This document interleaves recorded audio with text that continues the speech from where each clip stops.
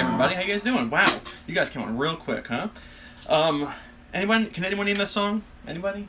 What was I just jamming to? Oh, there it is. Yeah. I just want to see what's going on there. Hey, everybody. Divided Sky. That's right. Thank you. I'll be doing it in the mind of. Thank you. What right-hand finger pattern would you use for soloing in the blues? Anything, wherever your direction is. Hey, hello, everyone. I'll be doing for all the Fish fans out there. It's your favorite Katy Perry song. I'll be doing in the mind of Anastasio I know I didn't see Jerry live. Hey Don, I'm doing in the mind of Anastasio, the Divided Sky solo, pretty in depth, learning how to like improvise in that last little part because it's just awesome. I'm in. You're at the movies. Okay, that's fine. Just just watch it. And, don't let anyone see it. Just watch this. Okay, so first and foremost, the next video coming out will be in the mind of Trey with Divided Sky, and for all you guys who are watching this aren't Fish fans, you want to watch it. That's pretty awesome. So I wanted to talk about a couple things today.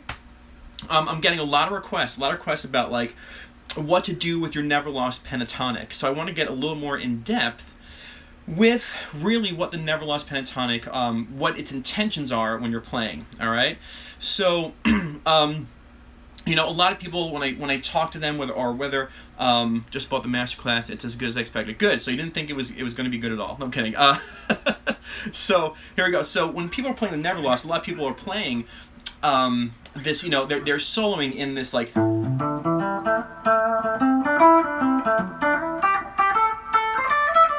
Like that. They're soloing with that intent.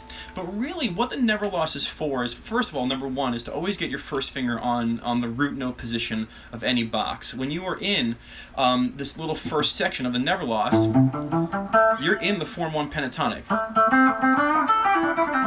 Masterclass 2 is going to be coming out soon. I also have another Masterclass that's not about the blues that's being developed as well. And that's going to be secret, top secret. So when you're in this Form 1, thank you, Jeff, I appreciate that. When you're in this Form 1 pentatonic, which you can solo in, the most important thing is to try and keep on climbing up the guitar neck when you want to start, hey, High Times, right there, that guy actually had a phone conversation with them. This is going to be something that he mentioned and everyone else mentioned. So if I'm soloing in a Form 1 pentatonic, whether it's the blues or rock or anything, I'm sitting there and I'm just soloing, and I want to, do you think root no matter what? No, I don't think root no matter what, but this is what this is about. So, is when I need to get, if I say this, okay, so say I'm playing, and I do this. Now my options are, well, I can go back to my Form 1 pentatonic, or I can close on the note. I can close my riff on the note, and that was part of that minor NeverLost. I know where the skeletal structure is. Hello, that's a very nice comment. So now I'm in the Form 2. So, and if I'm in the Form 2, I know that this is where my pentatonic ends, and I can play my box. I can play my box and solo in here, but the moment I want to keep on climbing, instead of going, I can do that. I can climb out of the Form 2 into the Form 3, but I want to know where my root note is. Now, does the root note sound good 100% of the time? Like 98% of the time. Do you want to know where the root note is? Because sometimes when you're playing, your brain gets overheated and you need just to decompress. Yes, you want to know where your root note is. Thank you very much, Don. I appreciate that. And so when you're playing in NeverLost, when you're playing, I want to know, hey, Mike, that's Mike, the flute player, or the flautist, we should say. Thank you for chiming in. So, shapes using other notes than the root. Well, that's the Masterclass. That's where my Masterclass is. Can I teach some Eric Johnson pentatonics? No, I can't, because I don't really study Eric Johnson, but the whole premise, and this is about the NeverLost, is a lot of guitar players use different shapes of the same scales to navigate. Where just like we talked about, where B.B. King can use that Form 2 into his BB box, which is a common move. He sees his pentatonics like this. Now, the NeverLost pentatonic, again, was developed to help people understand that you have these connections while you're soloing to get into your next shapes. Oh. And then really celebrate these boxes, and you can stay in the boxes while you're soloing. You can stay in the boxes. And the moment you want to get out, the moment you want to keep on moving forward, and you know that you're going to sound good, Oh. Like me, Hendrix-type scales. No, Hendrix uses pentatonics and major and minor scales, and there's a billion of Hendrix stuff out there. It's very good. How did you figure out the NeverLost? I stared at my guitar for about 15 minutes one day and went, holy, and I went, that's awesome. And I said, no way. And I started like really looking at it, and I started because I was confused by the boxes, you know, and I was like, how do these guys do it? Because the other thing is, my favorite guitar players, yes, first of all, laugh out loud. Hendrix just does a lot of major and minor pentatonics, and there's a lot of good videos on Hendrix style. To be honest, like, I love Hendrix. Do not get me wrong when I say this, but like, Hendrix and Dave Matthews are the two guitar players that I don't want to address, because if you worship them too much, that's the only thing you're going to sound like. Right? That's the only. I mean, Hendrix has such an identifiable style, and so like, you could be the guy on your street who plays a good Hendrix tune, or you can be the guy on the street who knows how to play guitar. So you can study Hendrix lines, but don't get too deep into Hendrix. Don't get too deep into Dave Matthews. Those guys have very particular sounds that, like, you're going to be... David Gilmour is great to study because he's a universal guitar player. He can play anything in any style, okay? And I'm not pooping on Hendrix. Hendrix was effing awesome. It's just that Hendrix-style chord playing. You're going to play a chord, and then you're going to... Oh, jeez. How do we get your masterclass? Go to my channel and look up the oh my god, the blues masterclass announcement that's worldwide, and in the description box is a link. So where the heck was I? So, oh yeah, the NeverLost pentatonic. So what NeverLost is, the best way I can describe it. Okay, let's check this out. Like, I hold my guitar kind of vertically. Okay, in major, watch my J 1 2 3 4 5. Watch my Master Your Pentatonic playlist. Okay. It's okay. It's live. Everyone who's watching this live or in the playback knows that I'm engaging with you guys because I love it. All right. So if you were to picture this guitar neck in the 5 boxes, all right, box 1, box 2, box 3, box 4, box 5, back to box 1, you can picture this as a 5-story building. All right, and that's a great.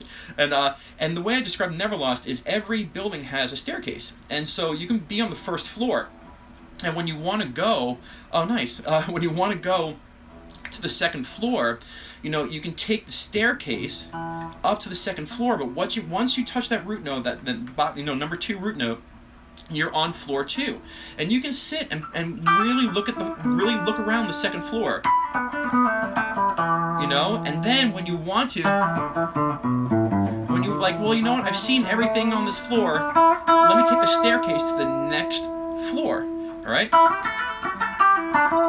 And then when you're soloing and your hands either take you out, back down, or you come back up, you always know where your staircase is so you can navigate. That's how I think of when you're going to do some GNR. Oh, very soon. I've been studying a lot of... Well, here's the thing. I'm not going to do note for note. I really don't like note for note, but I do love Guns N' Roses, and I've been catching on to a lot of Slash theme work that I'll be doing. Well, thank you, all of you. You guys are just... let's see. So that makes sense. Do you have a video about when's the best time to look for 4, 5, 6, etc. to have the best effect? Kind of. My blues soloing mindset is 4s and 5s. Alright, anyway, so, you can watch this in the playback. The NeverLost pentatonic, in the video I say boxes do you no good. And what I meant to say is that if you just think of them as boxes that stack up on each other, it's really going to be disorienting. But if you have a staircase that goes through them all, if you have something that puts them like rebar in a concrete thing, it helps you get, yes, and it's okay to trip up the stairs. It's okay. By John Finn is very similar to NeverLost. Check it out. No offense, no, because I like studying. Any reason you use the 5 forms of cage instead of 7 forms of yeah. The 7 forms of 3 notes per string. That's soloing, and I feel like the 5 forms helps you understand how to see the chords and the scales better. In my opinion, Slash is unreal. I've been on a Guns N' Roses kick for a long time. All right, so I think the Edge is great. More coffee. I left my coffee out in the kitchen. I'm just not going to get it. I'm like mentally going to go grab it. Okay, so I got a new pedal. Let's talk about the new pedal first. Hey Noah. Okay, so I got a new pedal. All right, so I want to talk about the new pedal really quickly. As you know, for my David Gilmour, I don't take lessons. I teach them. I don't take. I'll explain why I don't take. Stop saying pedal. Why? Oh, hey, Brian. Hey, Brian Trovatori, what's up, my friend? So I got a new pedal. Brian, you know what? Actually, Brian, I don't know if you're going to be happy or sad about this. So a long time ago, I got the Big Muff Electro Harmonix. And it's really an awesome pedal, especially for the David Gilmour deep...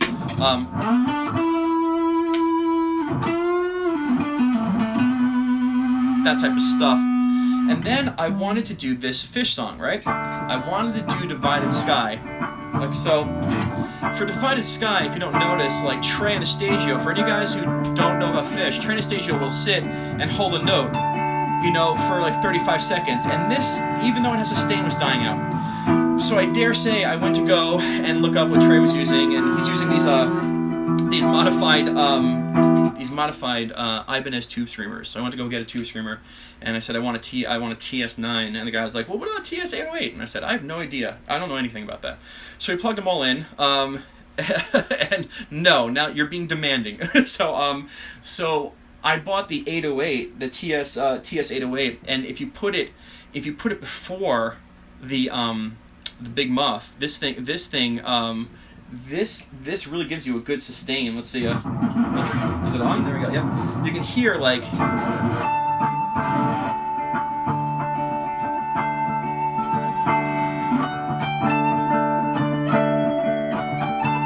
try again. Fish. That's fine. That's fine, man. That's okay.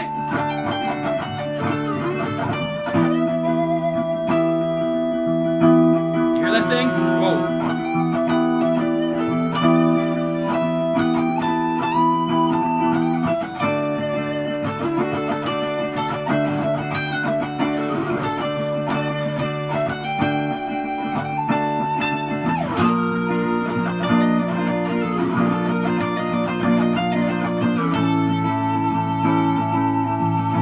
Yeah, you can hear that.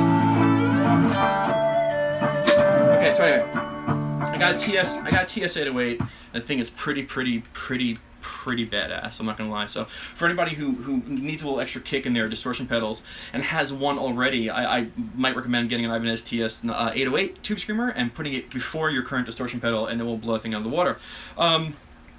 Ear training? No, I don't really. Yeah, TS808. Ear training. You gotta play the guitar and you gotta know your intervals at the same time, and your ear will do it.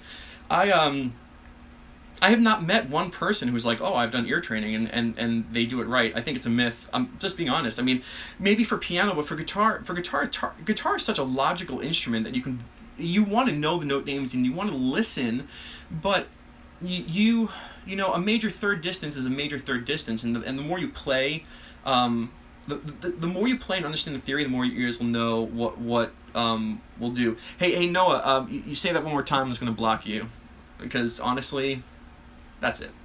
So at the end, I mean, that's it. All right, so I'm gonna Fish. A live one is very, very good, and the thing is I would have to say Rift is my favorite album by them by far. But if you want to get a good taste, taste of Fish live, a live one is very, very good, especially the end of You Enjoy Myself.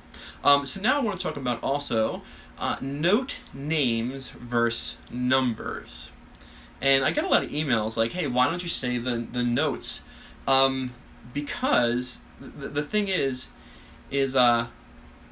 music is the sound of music is the sound of math. Can you start off with Pentatonic box anywhere, by the way? You're awesome, thank you. Music is the sound of math. And if you have these notes that go 1 to 7, I mean, that's it. It's 1 to 7, okay? And if you look at the video I have, Time to Relearn the Major Scale, it goes pretty in depth of how, like, if you can realize the patterns in your start again, sorry Peter, I can't. If you realize that the patterns occur over and over again within these numbers, these intervals, these distances between notes, and that they never change, but the note names change, and you do need to know your note names. You do need to know them. It's just that when you're playing, it's so much easier. Like if you're playing a 1 and you need a oh, hey, you know, it always works when I plug the thing back in. When you're playing a 1, and then if you need the 5 of it, you know being here. If you need the 3, it's here. If you need a 2, it's here. The 4 is here. A violin is better instrument. Yeah, well, violins and guitars are pretty much the same. Are you a Megadeth fan? Not really. Seriously, I am starting to see this numbering now. It takes a few months, though. Yes, and Mike, you will see it. You are very talented in your absorption. Yeah, Darkstar is totally worth checking out. I've seen them multiple times. When can we buy the side stage? Oh, yeah. Okay, you know what? Thank you, Michael. Here's the deal. Right now, I'm leaving this video up. I need from you, if you made it all the way through, I need, not in the comments now, I need slogan ideas. I really need slogans. A lot of people are asking for t-shirts, and I'm going to make t-shirts, but I don't want to come up with a slogan. Like, I don't want to sit and be like, you know, so don't do it now, but in the comments when this reposts as a recorded video, just, if you have a slogan idea for a t-shirt, and people like it, and it gets all the votes, whoever gets the most votes will get a free t-shirt or mug or frisbee, I don't know, whatever. Where can there's in the links below. Oh my God! Where do you buy the charts? The charts are located in the description box below the video. You click on it, and that's that. So anyway, the next In the Mind of video is going to be Trey Anastasio for Divided Sky. It's really awesome. It's why I bought this pedal. And for any Fish fans out there, it's a great jam to really sit. And when you look at the 5 major pentatonic shapes, there are 5 minor shapes and different shapes. They're not different shapes. I don't know where you're getting that from, but the major pentatonics and the minor pentatonics are in boxes of the exact same shapes. If you watch my Do You Know Your 5 pentatonic boxes, you'll see that. Yeah, you think I'm gangster. All right, so when do you throw in other notes from the natural into the pentatonic? The question is when do you throw the notes in, like the diatonics? It's A, dependent on what type of genre you're playing, and B, the moment and the chord. For instance, in the minor blues, you tend to use the full diatonic scales because, somebody just $45. What is that? Diggy Betts, by the way, I'm going to be doing Diggy Betts. Hey, Bill. What's up, William Flynn, right there? Where the hell was I? You guys got me so distracted. Oh, yeah, so diatonic notes, you have to understand what's going on. I mean, if you're playing the blues, it's going to be pentatonic. If you're playing the blues with, like, extended chords, 9ths and 13ths, you're going to have to throw those in, and those become diatonic or notes that are in the scales. You got to know your theory. You can't just willy-nilly... Avery. Oh, hey, Avery! Hey, Avery! Hi, Avery, how are you? Sorry, you're so lucky I caught that, Sloan. All right, so I got Divided Sky coming for you Fish fans. I dare say I really have a good Samson and Delilah, which I love that jam on that song coming out for your Deadhead fans. I do have Chalk Dust on its way. I have a really good 46 Days thing coming. I'm working on the Slash one. I'm working on a Clapton one. I'm working on a lot of stuff to just expand. David Gilmour's song, the major, minor. Oof, I don't know. Yeah, I have a lot of dead. It's just I'm so busy. So let's talk about how busy I am. Tell us about picks. I don't care about picks. I don't care about. I use a medium pick. Trumpetory's watching. I bought a pick. It was a little too thick for me. I use like 0.9 or 1 millimeter picks as long as they don't bend a lot. Reba. Oh, let's talk about. Didn't I already do Reba? I thought I did Reba. Did I do a Reba, Dave? Did I do a Reba jam? Reba's the easiest thing in the world. Any Fish fans want to see how Reba's done? But before I do that, I use thicker picks. You know, like 1 millimeter picks that just don't bend. You got to have a nice free picks. I mean, I have a jar with like 1,000 picks that I've collected over the years. Strings, 10 gauge. I love Diodario. Diodario is from my hometown, kind of, so I'm kind of loyal to them. They've never let me down. I love them. Beginner struggling with chord buzz. Any tips? Yes, push harder. That's my, okay, 2.7 millimeter picks. My God, Reba. All right, so for your Fish fans out there and for your non-Fish fans out here, I'll do Reba right now for you. Okay, so Reba's, and again, I'm just going to go into like the light part of it, but there's a lot. All right, so check us out. Oh man. Here, give me 1 second. Reba. All right, consisting of pretty much an E flat to an F. Okay, so we have E flat major to an F jam, pretty much.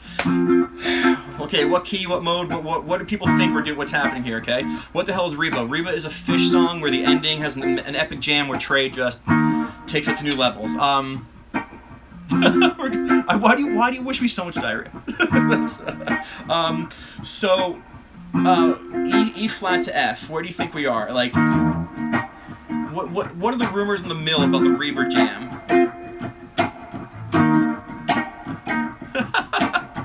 Can you all okay? All right, so listen. So here we go. Here we go. All right, so it's actually, well, you said A sharp, but it's the 4 and 5. It's the 4 and 5 of the key of B flat, and there's no mode to this. Everyone's like, oh, it's an E Lydian or F mixed Lydian. Well, guess what? Those are the same exact keys as B flat major. All right, so there we go. So B flat, C Don, you do know your stuff. Okay, so now, like Trey's not thinking. He's not actually thinking. Peter, stay with it. Okay, this is a fish jam. Okay, so it's E flat to F. It's the 4 and 5 of the key of B flat, and all Trey is doing now. Okay, so this is where like all my things come into play. We have numbers 4 and 5. All right, so where are your 4s and 5s?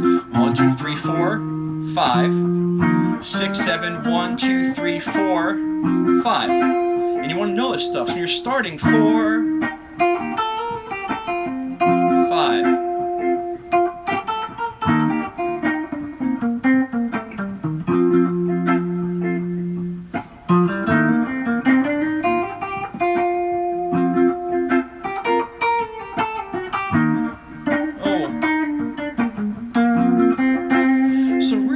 Happening is soloing B flat major.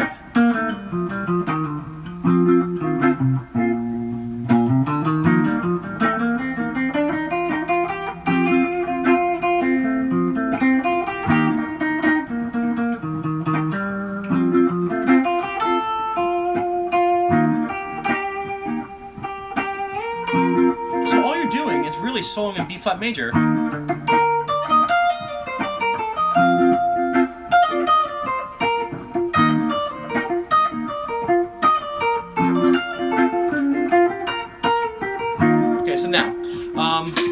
There we go. Anyway, sorry, I'm reading all those comments. So really, there's no modal playing to Reba, and you can do some stuff with it. That's the basic jam of it. So anyway, so if you're into fish, low open E flat to F, and solo in B flat major, and you'll be fine. Hit the 4 and the 4 and the 5 and the 5 at the end. Anyway, what else is there? I got a couple more minutes. I gone over a lot of stuff already. Are you doing that with NeverLost? I'm doing that with my major scales, and I'm using my NeverLost mentally to find the root notes. Modes with Rush. How many years do you have, buddy? Listen, modes are overrated, man. Modes are the most overrated thing. It's true. When I grow up, I really appreciate that. The thing is when I'm soloing, the NeverLost was designed for you to understand that you want to know where your root notes are. Everything in music happens between your two root notes. Every chord, every scale has a beginning and an end, and that's your root note.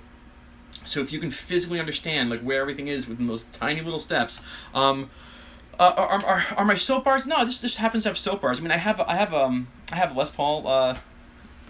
Anyway, so humbuckers too. Hey man, use pentatonic. Use the pentatonic dominant. Pentatonic dominant. Are you talking about a major pentatonic with a flat 7? Like a mixed Lydian mode? That made no sense to me. I don't think in those terms of those crazy little hybrid like name type things. How do you use pedal notes in form 1? You mean like pedal? I'm not gonna get to that. Anyway, I was looking at all the questions. I can try. Yeah. J1 2 3 4 5. You know what song I've been obsessed with is the.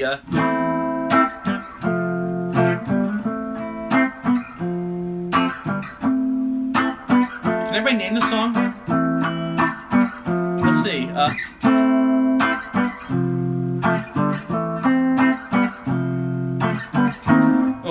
Oh, no, I actually wasn't recording that. But that's a Peter Green song, and I'll play it one more time and do a loop on it. It's fascinating. Let's see.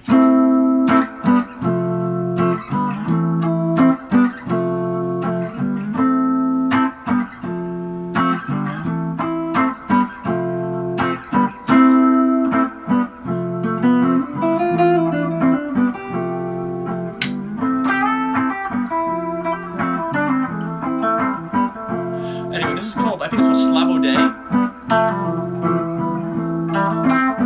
And what he does on this is incredible.